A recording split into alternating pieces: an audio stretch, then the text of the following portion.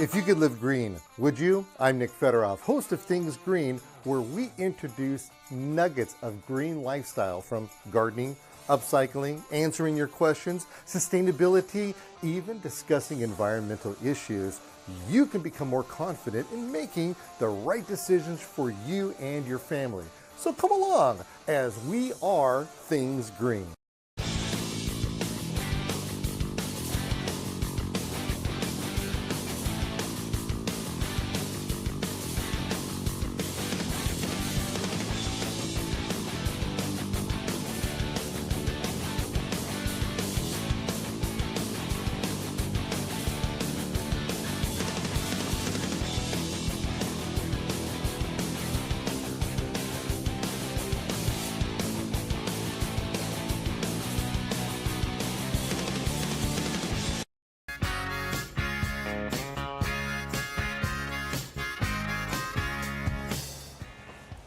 So needless to say, Southern California's fire season is 24 hours a day, 7 days a week now, isn't it?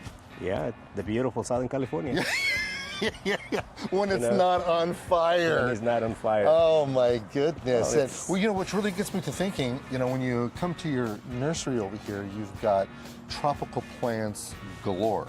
Yeah. And as I was patiently waiting for you to come to work today, I had the opportunity to walk around and see what's going on. And it amazed me how many plants you have here that actually are plants that are drought tolerant, but at the same time, they have a lot of moisture to them. Yeah. And that's one of the things that we have to look for when it comes to plants and putting buffers within our homes so that we have less of a chance of our house going up in smoke. Now, the thing of it is, there is no way, you're not going to beat me with that, are you? This is one of those plants. That is one of those plants. And we Mexicans, we like to eat this. This is. You're going to eat that? Well, not this particular one. This is ready to be planted, but when they have new shoots, new babies, new leaves, I don't know what you call it. Those tender ones are the ones that are cooked, and they're delicious. So wait a minute, that's the prickly pear, isn't it? That is. So yeah, you get the pear as well. Exactly. So you can use it to decorate your garden. You can use it to have food because you can cook the leaves, and you can also wait to get the fruit, the pear. So okay, on top of that. So here's the issue with this particular plant. With most cacti, they happen to have little spines on them. Now, if you were to take and you were to touch these things, especially on the fruit itself, be prepared to cry like a little child, because that's what I've done in the past. You just touch it like that. Oh my goodness. Very sharp. Yeah, very sharp, very sharp. And am I correct in thinking that what they do on a commercial level is that they burn them off? Some places they burn them off. Some places they just use paper and then kind of wash off the little hairs, is what they call it, and that's how they eat it. And some people don't really care if they get some when they're cleaning it. Okay, then you call this nopales. Nopales. Nopales. Yes. Nopales. Okay. Now this stuff right here, I've actually seen in the hills and in the mountains growing. I've seen people literally scaling these hills and mountains to get to this. Yes. So it is a plant that is that has value to it. Yes. They're growing it commercially in China. China is growing it commercially because they're exporting it to the U.S. Oh, is that right? Yeah, they grow it in masses. It's so easy to grow. I think every house should have one. This is another one here. Okay, so what do we have here? This is the aloe vera. Okay, and both these are the same? This is aloe vera and this is aloe weekensii. So there's a difference between aloe vera and aloe weekensii. There's so many species of aloes. A lot of people call it aloe vera to any aloe, but no, aloe vera, it's only one. The genus aloe, the species vera. Genus aloe, species weekensii, and there's hundreds and varieties nowadays. So obviously this one is much more upright. And that's more ornamental. And it's more and coming out like this. So more ornamental. More ornamental. Now when you end up cutting this and cutting it open, you're going to get a very stinky gelatinous material. And I've seen people use it for like burns. When you get mosquito bites, Yeah. This is the best thing, right, Alexis? Really? When you get bit by a mosquito and you just rub the gel on top of the affected area, it stops the itchiness right away, like right away. And of course, for people that get burned, this is such an amazing plant. No, you're not going to say, oh, he sacrificed it for us. And another I can't thing, believe he did that. Another beautiful thing is this is a great disinfectant for tools. So every time I use my tools, I use aloe vera. There's many ways to use the aloe vera, so I already disinfected it. Really? And you can use it also if you're pruning a tree, and instead of using a sealant, you can just use the gel of the aloe vera, and it seals it, and it disinfects it from So last season, you had teased me with a bunch of fruit tasting over there. This is what you were using, wasn't it? Yes. To do that. Yes. Okay, so this stuff is real. Like I said, it's gelatinous. It's yucky, and people will actually. You can buy this in the store, and they drink it. Yes. Yeah. So it must have some kind of medicinal values to it. If you Google it, you're gonna find a lot of information about it. Yeah. I just don't like to get into details. Yeah. I get that. But yeah, there's so much information about the aloe vera. Can you use it as a preventative for? I mean, that right there, this is cleaning it. Yeah, I already cleaned it. So now I'm ready to use it. And another wonderful thing about it is that you can use it as a rooting hormone. No. So I've used a lot of aloe vera to root some cuttings. Can you use any variety for that? As far as I know, we only use aloe vera. We never tried the other varieties. I guess it'd be nice to try. That's just nice and look at that. Deliciously fat. Okay, so if I was to taste that, my beard's not going to fall off? Maybe it'll turn black. Rub it on myself. All right, we're going to try this here. I'm going to see. It's a little bitter. It's a lot bitter. Mm-hmm. It's a lot bitter. But you have to clean it.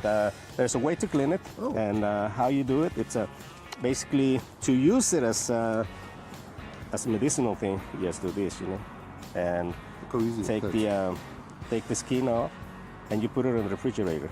You got to put it in the refrigerator for a night or so. Mm-hmm. So the scent, that strong scent, will go away. And then you can use it. So yeah, there's many ways to use the aloe vera, and other plants too. There's a video off on internet about the aloe arborescens, which is the torch aloe, and they're using it to make this special drink, supposedly for people that are sick. So extremely popular plant, extremely high in moisture, and very easy to grow. And sometimes they start dying back. Do you have to worry about this dying? When this happens, it's because it hasn't been watered properly. So it's using its own water, its own juice to keep the plant alive. So when people say you don't have to water the succulents ever, this is what happens. They still grow. There's new fronds or leaves growing on top, but it's sacrificing the older. It's sacrificing the older leaves so the new ones can live. It's amazing what nature does. And okay, so this is a little bit more pokey than this other one. This I can grab with my bare hand. Oh, this it's a little bit harder to do that. They kind of look like alligator teeth or something that are on there. Yes. Okay, now here's a plant we don't want to be poking around, no. And we have to be careful with. This right here is a what we call a Euphorbia pencil. sticks on fire. Yeah. Euphorbia tyracoli or. So yeah, and the common name pencil plant, and the reason why they call it a pencil is because it looks like a pencil, each one. Now there's a reason why we have to be careful with this, isn't it? Yeah. It's got a lot of sap, so I don't know. May I? Yeah, please. Okay. Just So be careful. Don't get it in your skin. Let's do a bigger one here. You want to use the let's use the knife. So look what that is. So if you are familiar with the poinsettia plant, you know those beautiful ones that we get usually during Christmas time. Yeah. This right here, this plant and a poinsettia are in the same family. They're both euphorbias. And the toxicity level over here, you have to really be careful with this, because if you do get this on your skin, it's possible that that's going to hurt you. It's gonna burn. Now, and it'll burn. Yeah. Now, I'm pretty fortunate. I grow this plant, and So you're familiar so far, I haven't any problems with it. If you are working with this plant, please wear gloves and wear eye protection. Yeah. One of my guys was pruning the plant outside, and it sprinkled a little bit in his eye, and it was absolutely painful. Yeah, no, so it's very, very painful. You know, like you said, I'm used to work with them, so if it gets in my skin, it doesn't bother me. It's just a little bit of itchiness, but I work here every day. I've been doing this for 20 years, so I guess I develop a thick skin. Yeah, Thick skin. And you have to worry about that because, you know, if I was to rub against like anything in the juniper family, I will break out like crazy. Oh, really? So but something like this, No. for me, it's okay. So I don't want you to do what I did. That was just Yeah. for example purposes and Yes. et cetera, et So cetera. just a beautiful plant. It grows big. There's 2 plants outside on the gate. Those plants have been planted there for about 8 years. And that's our mother plant. We keep getting clippings from that plant. And it's amazing how much it's used in the landscape nowadays. Now, some of these varieties with the new growth, they are just deep, vibrant red. Yes, usually when it's colder. And what's colder? Yeah, when it's colder. When it's colder, a lot of succulents change their color in the winter. So I guess the cold activates their one of their enzymes, and it turns them a little darker. So there's a lot of succulents here. Yeah, you got a bunch of succulents happening. All right, what do we got here? This is, wait a minute, wait. This is like an upright, Shrek's ear. that's Shrek's ear, look at that. It's got a little, that's ridiculous. It is Shrek's ear. How'd you do that? Each one of them is like that. Yep. So I would imagine that nature has taken this particular plant then, and I don't know if it's just to trap moisture. Moisture goes inside and gets caught inside. It does something. So it's Yeah. not to trap the insects, but to trap moisture. So what are we calling this one? It's just an Shrek ear succulent. I don't really have the botanical name, to be honest with you. There's so many succulents that I have here that I don't have botanical names. We buy from several different companies. Sometimes we buy them in 4-inch containers, and we put them in bigger containers, but they just sell it as mixed succulents. So I don't have the botanical name. Of course, if I look it up, I'll find out. So how big does this one get? It gets about 3 feet overall, high and wide. So almost it like grows slow. almost like a jade plant. Almost like a J plant, but it grows slower. The J plant grows very, very fast. Yeah. And this one here is called Moneymaker. Moneymaker. Now, why would this be moneymaker? Because it has so many branches, and you can just plant each tip into a container. So imagine how many plants I can get out of this. Wow. I could get like 15 plants. If I were to sell it for $2 each, that's $30. That's why it's called Moneymaker. That's exciting. Yeah. Now, in my travels over here, I noticed that we had a whole bunch of other plants that Yes. are kind of hanging out at the nursery. And just out of curiosity, Here's you another know, one. this is what? This is a very cool plant. It's in the succulent family, but Was that right? smell it. What's it smell like? You always do this to me. It's not a mint. No. Well, actually, it's called Mexican mint, believe it or it not. is? Yes. So it's a, they call it oregano. They call it Cuban oregano or Mexican mint, or in Spanish they say orejon. That means a big ears. Orejon. Yeah, oregano, orejon. Okay, so- and it's very, it's a fast-growing succulent, and at the same time, it's an herb that you can use for cooking. Is it edible? Yes, it is. No. Yes, it is. Serio? Strong. Right. Okay, we're try. going to try this. Oh, we're gonna make you eat a lot of stuff today. It's strong. A lot It's- better it's than not- that. it's Better not than bad. that aloe, I'll tell you that much. Now here's another one that it's kind of in the same family. Hispanic people call this insulina. You can imagine why. And this, you can just eat it. Just like that. Right. Get the newer. The new ones? Yeah, to eat it. It would be bitter if it was the old No, ones. it's this one. It's tastier. You can appreciate the flavor better. It scares me sometimes. Nick, you're a vegetarian, right? Yeah. Okay, this would be a great addition to. Okay. Yeah, it's. Okay. You can put that in a they salad. call it. Yeah, they call it longevity spinach. Oh. Yeah, so And Is this, that a big bush? it can get probably 4 feet in width. It's not so much out high, but more like wide. And here's another one. This is a very cool plant. I think it's going to blow your mind. Yeah, you notice what he did there before he gave it to me? He squeezed it first. Yep. So you're releasing the oils and the essence. Huh? Absolutely, yes. Do I have to smell it first? Mm-hmm. No, you just smell it. Just smell it. I don't think you want to eat that. No? No, it's very strong. Unless What am I you smelling? It's a mint. Vicks Vapor Rub. Oh, is that? I was about to pop that in my mouth. Oh. But see, those are cool plants to have in the garden because, well, if you have congested chest, just Oh, yeah. I yeah. love it. And it's all natural. Yeah, it's all natural. Yeah, I'm going to do that right now. I sometimes you know I what put I it do? inside my shirt. So I Well, can, oh, is that right? Yeah. You know what I like to do sometimes? I'll take certain plants that have a lot of essence to them, and because of the brush that I carry with me all the time, I'll take and I'll rub it like this. oh, And then I have the stench with me the whole time. You know, it's just because just you beautiful. take care of your beard. Yeah. Oh, yeah. that's really amazing. So yeah, just a boatload of plants over here. So when people come to the nursery, do you encourage them to come out here, or do you want them to come to the office first? or- Usually they stop at the front first. Oh, okay. But when they say, "Can I wander?" Like, oh, they have a good time. Oh, Because there's so much to see. You know, some of these plants, they need to be cleaned. Some of them, you know, the ladies are cleaning, but it takes time. Okay, This is such a cool plant. I got to do a whole show with you on these things because they are so awesome. They're beautiful plants. It's important to have the support for trellis, them yeah.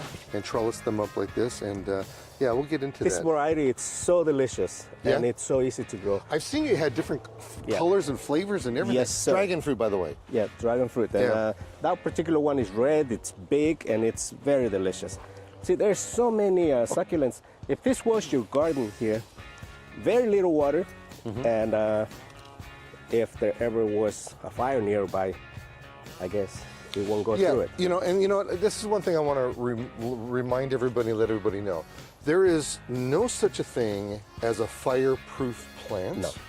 There are only plants that are high in moisture that when a plant is used as a buffer, they are high in moisture content. It slows the fire It's down. a retardant, if you will. It's more of a retardant. Now, the thing of it is this. People like to use California natives. Yeah. Now, here's the problem with California natives. Not all of them, just some of them. And that is native plants, especially in the summertime, they go dormant. Yeah. And you'll lose leaves. And you ask yourself, how could that happen? Well, that's because that they are high in oils. Yes. And these oils are flammable. And this is why up in our mountains and up in our hills, we have these fires. It's like, well, there's no trees around. Yeah. How can things happen? Well, you have these low-lying brush that have the oils in there. So I was actually at a premier California native nursery one time. And I started talking to the people that were working there, and they had no idea that over half of their plants were Fire hazard? fire hazards. Yes. Yeah. Especially sages. Yeah. Those sages, when I go hiking in the summer, you know, I like to just rub them Oh, because they there's smell so much oil on their Yeah. stems. And it looks like dead. They're completely dry. See, this is another plant that, man, I wish more people use it. They call it elephant plant, Portulacaria afra. Yeah. And African native, it's such a beautiful plant. Some people use them for bonsai, they bonsai them. Yeah. Some people do more like tree shape, but Okay. we don't have the personnel nor the time to work on that. So you're going to want to get this one. You see this plant right here? Watch this, watch this, watch this. That's right, baby. I ate this plant. This one's bitter. So he came This right to have here- salad today. Yeah, so this right here is an edible plant. And in Africa, you'll have, what do you call it? Those big long neck things, giraffes. You'll have giraffes. Oh wow, it's very tasty, soury. Okay, it's very, it's very tasty. I was gonna say lemony, but it has a thing. Soury, yeah. Now the smaller ones, like I said, the newer growth you want to munch on. Oh. Isn't that nice? Oh my God, it seems like I'm gonna be having salads today. Now all of a sudden these plants increased its value. Yeah. Because now it's gonna be sold as an edible plant. So that one right there, the one that is flowering, is also an edible plant, and this is a calancho or calanco. And you can just... And there's a lot of moisture in this as well. Look at that, almost looks like a succulent of some sort. Wow.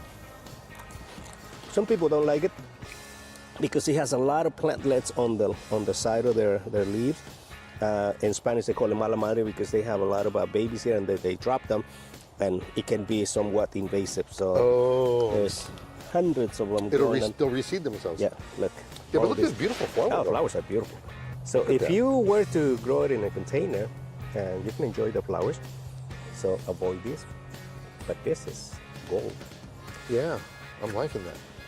Now I noticed that with your portulaca, you had a little itty bitty baby one someplace.